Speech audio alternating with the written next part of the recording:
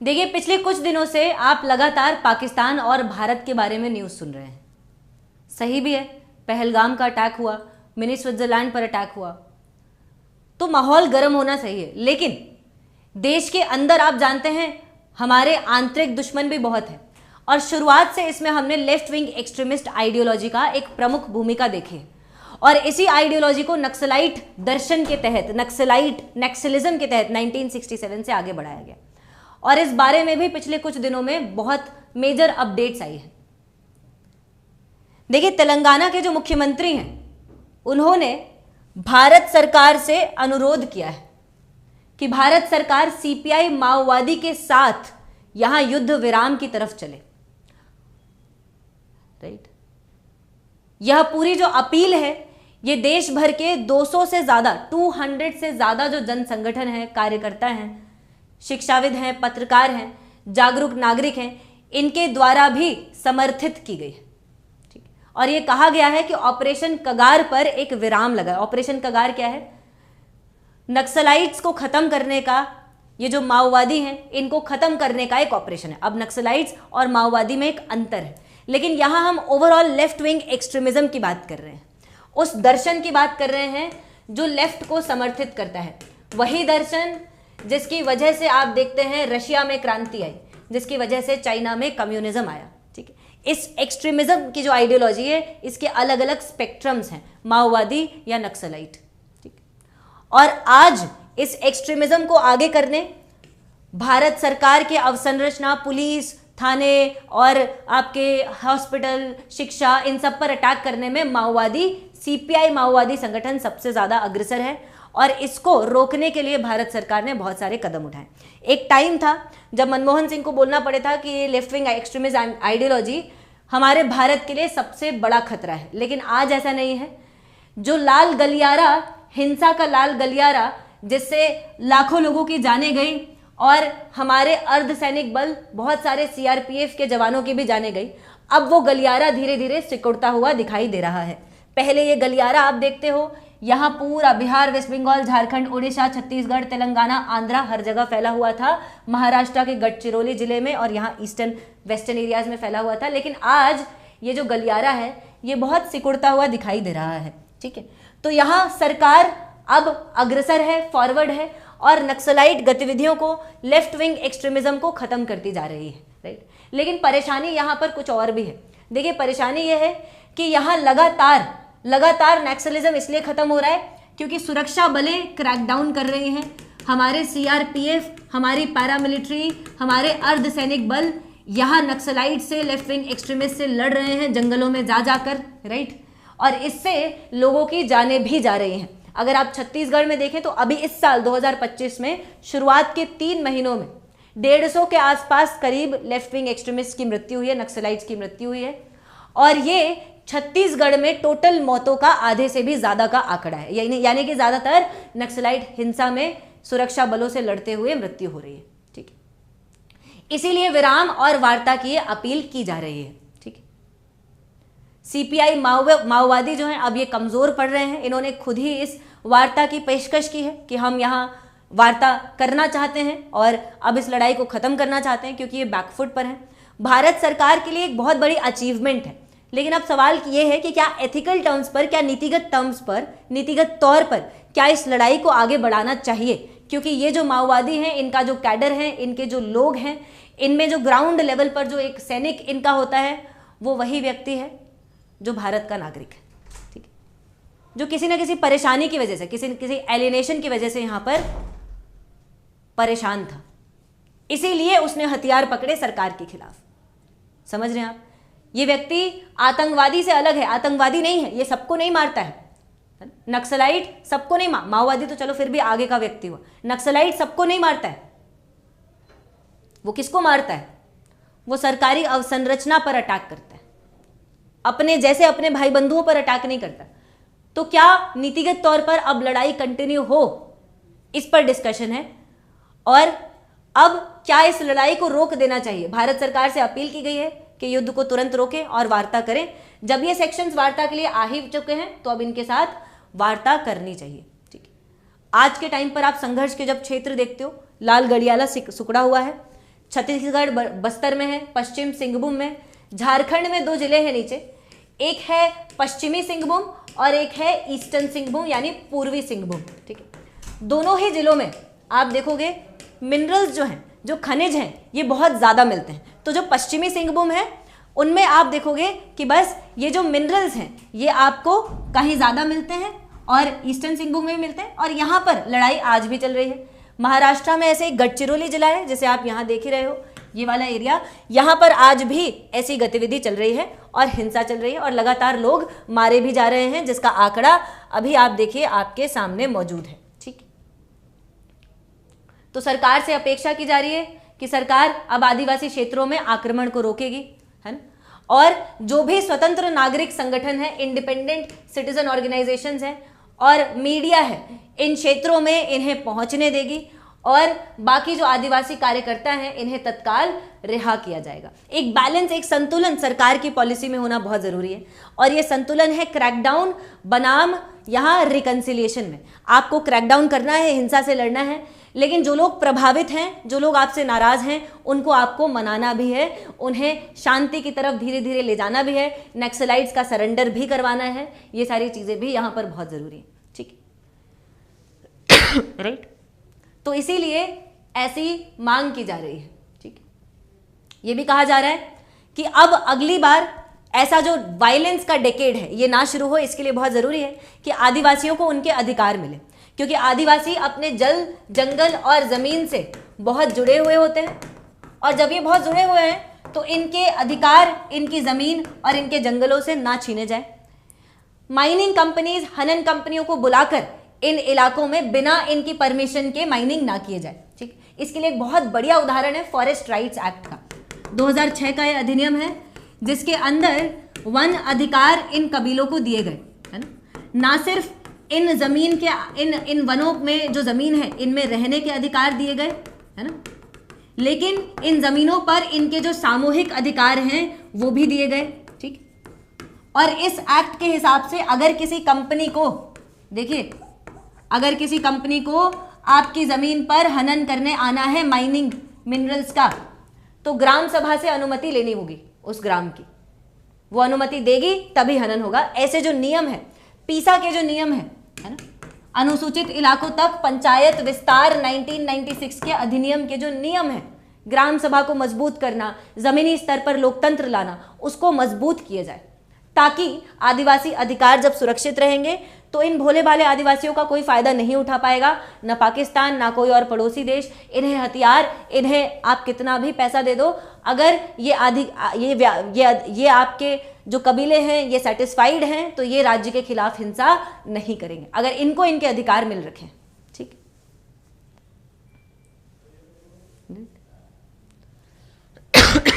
तो यही बात यहां आपके लिए बताई भी गई है। ठीक है, तो वार्ता, आपकी जो डिस्कशन है वो शत्रुता को बंद करने के लिए, ठीक है, और एक्सेस में मिलिटराइजेशन को कम करने के लिए बताया जा रहा है कि एक्सेस में सैन्यकरण ना हो, मिलिटराइजेशन ना हो।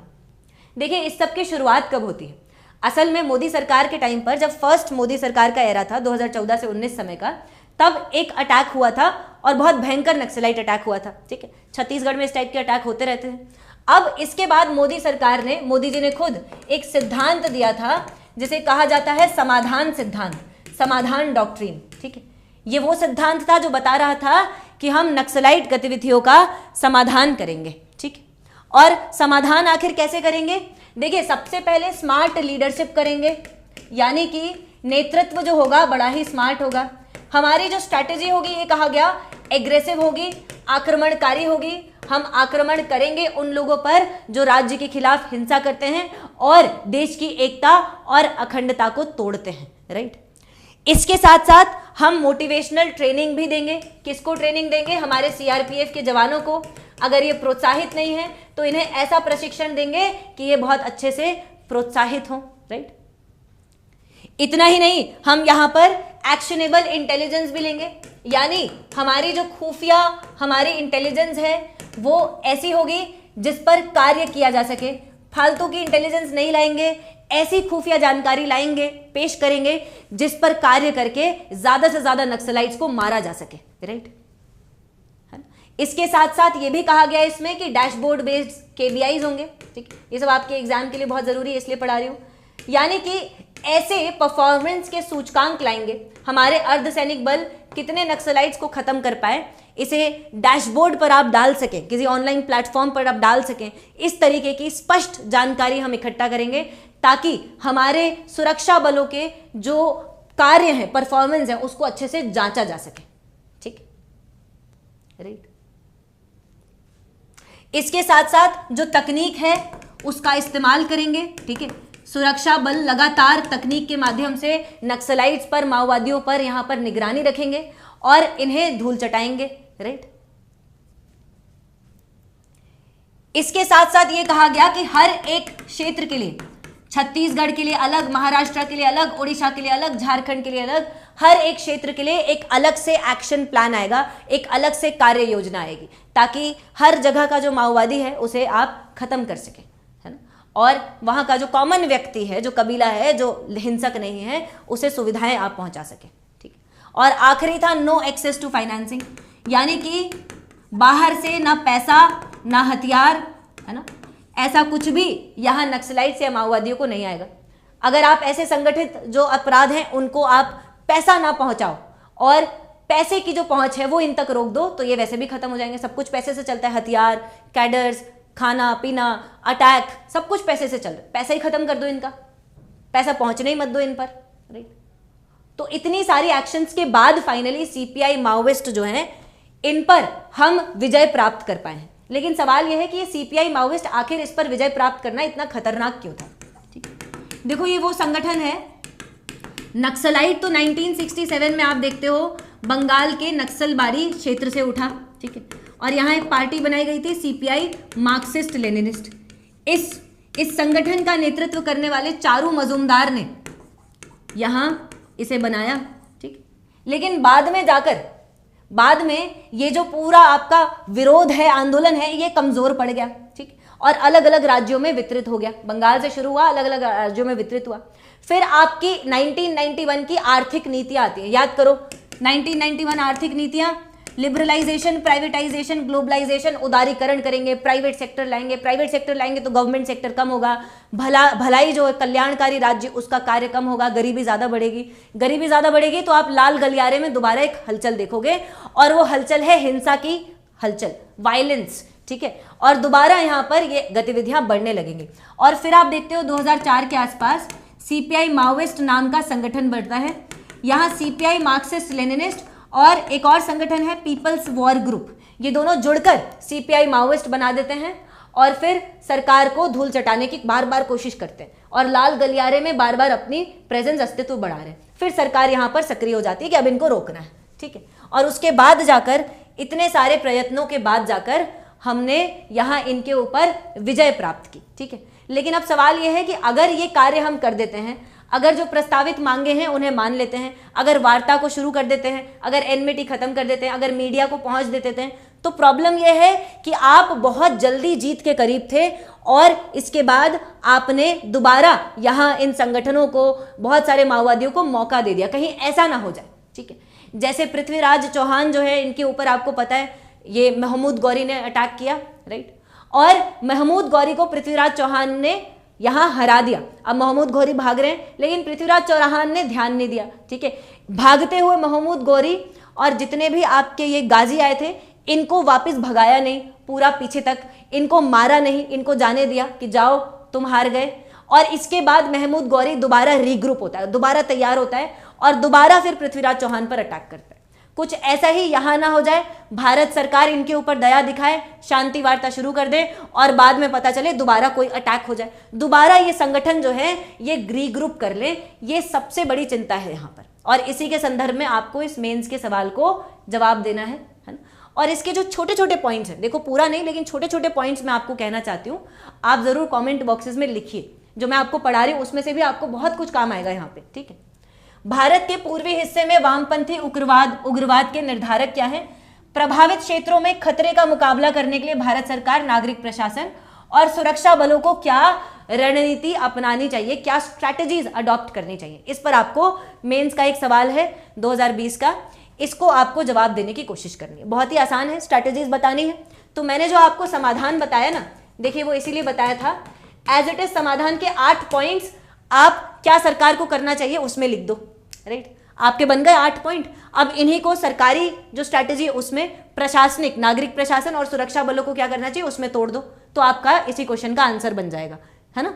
अगर समझ में आया हो, अगर स्ट्रैटेजी अच्छी लिखी हो तो कमेंट में जरूर बताइएगा, लिखिएगा यस, राइट, कि हाँ समझ में आ गया मैडम, बिल्कुल आपने जो बताया वो लागू कर सकते हैं, इंप्लीमेंट कर सकते हैं, ठीक। तो भारत के पूर्वी हिस्से में जो उग्रवाद है वो हुआ ही इसलिए है, ठीक है। सामाजिक असमानता है, भूमि अधिकार नहीं मिले, जल जंगल जमीन का आपका जो मुद्दा है वो कभी सॉल्व नहीं हुआ, शहरीकरण यहाँ पर बढ़ता गया और लोगों का जो विस्थापन है, जो कबीलियाई समूह है उनका विस्थापन बढ़ता गया और ये सरकार के और खिलाफ होते गए। इसी में सरकार को देखते हो कि जब भ्रष्टाचार हुआ है, अनुसूचित जनजातियों को उनके हक नहीं मिले हैं, तो सरकार निष्क्रिय रही है और जो सुरक्षा बल हैं उन्होंने भी काफी हद तक अधिक दमन किया है, ठीक है। आर्थिक नीतियों में आप देखते हो कि इन इलाकों में विकास की बहुत ज्यादा कमी है। अब बेरोजगारी होगी तो यूथ कहीं ना कहीं हिंसा की तरफ जाएगा, अवसर की कमी होगी तो यूथ हिंसा की तरफ जाएगा। सारे अवसर अगर प्राइवेट सेक्टर में लिमिटेड लोगों को मिलेंगे तो आप अधिकतम ज्यादातर वायलेंस की तरफ जाएंगे और यहाँ पर हमारे पड़ोसी देश पाकिस्तान की भूमिका तो है ही, ठीक है। हमारे ईस्ट में, भारत के पूरब में जब तक 1971 में बांग्लादेश नहीं बना था, जब तक ये हिस्सा ईस्ट पाकिस्तान था, तब तक ये लोग बार बार हमारे ईस्टर्न इंडिया और हमारे उत्तर पूर्वी नॉर्थ ईस्ट में हथियार, पैसा सब कुछ यहां से भेजते थे, ठीक है। तभी हमने बांग्लादेश को बनवाया था ताकि ये जो समर्थन है लेफ्ट विंग एक्सट्रीमिस्ट को ये कम हो सके, लेकिन फिर भी यहां पर समर्थन रुका नहीं था। वेस्ट पाकिस्तान अभी भी जिंदा है और आज भी है, तो इसके जरिए अभी भी आप देखते हो कि ये समर्थन लगातार मिलता रहा है, राइट। और इसी वजह से ये जो गतिविधियां हैं धीरे धीरे, शुरुआत में जब नक्सलाइट आए थे तो ये गरीबों के फेवर में सोचते थे, गरीबों के लिए सोचते थे। आज आप देखते हो कि जो सीपीआई माओइस्ट हिंसा कर रही है, ये सिर्फ वायलेंस के सेक के लिए हिंसा कर रहे हैं, सिर्फ और सिर्फ हिंसा करने के लिए हिंसा कर रहे हैं, and that is why it is more problematic. और इसलिए सोचना चाहिए कि क्या वाकई भारत सरकार को किसी की भी रिक्वेस्ट पर यहां बात करनी चाहिए या फिर बात नहीं करनी चाहिए, क्योंकि यहां संतुलन बहुत जरूरी है। जरा सा भी संतुलन बिगड़ा तो दोबारा हमारे सीआरपीएफ के जवान किसी न किसी अटैक में मारे जाएंगे और उसका दायित्व भी सरकार पर ही रखा जाएगा, आप और मैं तो लेंगे नहीं, राइट। तो ये यहां पर मेजर प्रॉब्लम्स बताई गई है, ठीक। इसी के साथ साथ क्या उपाय हो सकते हैं, मैंने आपको बताया। समाधान, बेहतर सुरक्षा बलों की ट्रेनिंग, उनकी तैनाती, सीआरपीएफ की सुरक्षा बलों को ज्यादा सुविधाएं, थोड़ी बहुत संवेदनशीलता, मानव अधिकारों का भी सम्मान करना, है ना। सुप्रीम कोर्ट के जो जजमेंट्स आए हैं उनका सम्मान करना, उसके लिए अलग अलग प्रशासनिक प्रावधान करना, आदिवासी समुदायों के बुनियादी ढांचों का विकास करना। इसमें बहुत महत्वपूर्ण योगदान एक एस्पिरेशनल डिस्ट्रिक्ट प्रोग्राम ने प्ले किया है, ठीक। बहुत ही उम्दा इसके रिजल्ट आए हैं, इसलिए मैं आपको ये बता रही हूँ। इसका मतलब है आकांक्षी जिला कार्यक्रम, वो जिले जहां पर मानव सूचकांक बहुत कम रहे हैं, ठीक है। मानव सूचकांक कैसे, शिक्षा का, स्वास्थ्य का, इसका उसका, जल का, रोड का, ये सारे सूचकांक बहुत कम रहे। अब ऐसे केस में मानव विकास कम है तो लोग हिंसा की तरफ जाते हैं, सरकार के खिलाफ जाते हैं, अन्याय होता है, राइट। लेकिन अगर आप ऐसे 115 जिलों का फोकस बनाते हैं, ऐसे 115 जिलों पर खास तौर से ध्यान देते हैं, जैसे कि इस कार्यक्रम में किया है, और बुनियादी बेसिक सुविधाएं पहुंचाते हैं, तो इससे क्या होगा, वो लोग जो कि नक्सलाइट गतिविधियों से प्रभावित है, इसमें बहुत सारे ऐसे डिस्ट्रिक्ट्स हैं जो नक्सलाइट डिस्ट्रिक्ट्स थे पहले, ठीक है, जो प्रभावित हैं, वहां आपका विकास पहुंचेगा, सुविधाएं पहुंचेंगी, लोग शांति की तरफ बढ़ेंगे, लोग समृद्धि की तरफ बढ़ेंगे और नक्सलाइट्स को खुद अपने इलाकों से भगा देंगे, राइट। तो ये आप देखते हो एस्पिरेशनल डिस्ट्रिक्ट्स प्रोग्राम, ये बहुत सक्सेसफुल रहा। इसके लिए बाद में इसका एक नेक्स्ट वर्जन, इसका एक अपग्रेड एस्पिरेशनल ब्लॉक्स प्रोग्राम भी लाया गया है, राइट। वो भी इसलिए लाया गया ताकि इसी का एक नेक्स्ट वर्जन हम दे सके, ठीक। तो नौकरी पहुंचाना है, भूमि संसाधन पहुंचाने हैं, अधिकार देने हैं लोगों को, बहुत सारी चीजें यहां पर आप कर सकते हैं, ठीक है। तो राजनीतिक वार्ता और शांति वार्ता पर बहुत ध्यान से सोचने की जरूरत है। आपको क्या लगता है सरकार को क्या रणनीति यहां पर अपनानी चाहिए ताकि वार्ता भी हो और कोई अगला अटैक भी ना हो, ये समूह हम नक्सलाइट को खत्म भी कर पाए। हमारे जो गृह मंत्री अमित शाह जी, उनका जो सपना है 2026 तक भारत को नक्सलाइट फ्री करवाना, उस तक पहुंच भी पाए और साथ साथ वार्ता भी हो और मानवाधिकारों को भी सुनिश्चित कर पाए। इसके लिए बताइएगा जरूर, जुड़िएगा जरूर, कमेंट जरूर कीजिएगा। वीडियो कैसा लगा, like share comment. Thank you people.